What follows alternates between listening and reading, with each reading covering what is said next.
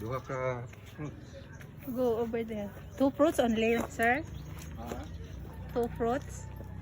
Try to grab that. Try to grab that.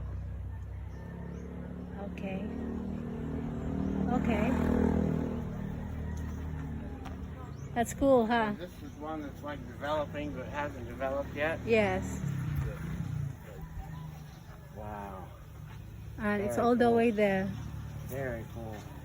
I bet it's got like a beautiful bloom when it first blooms. Yes.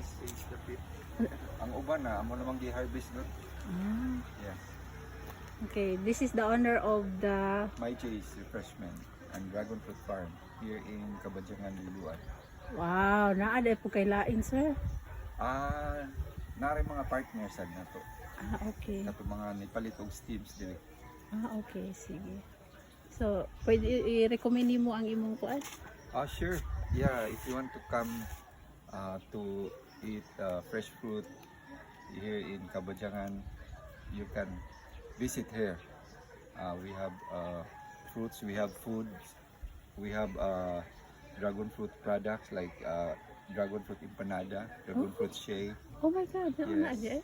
Yeah, you know empanada? Yes, I know Sa empanada, native. but I don't know that dragon fruit can be in empanada. Yes, we have it. Oh my gosh. It's our top selling also. Okay. Yeah, and It's regular good to food, know. heavy foods we have. Oh, you sell it there? Yes, people will come here to chill and Yeah. enjoy the That's what nature. that's why we're here to chill. Yes, But we have it's- place there if you want. Okay. Yeah, if you want, yeah, you can pick Do you have bathroom? bathroom. Yes, we have it. I would like It's a to bit see. dirty.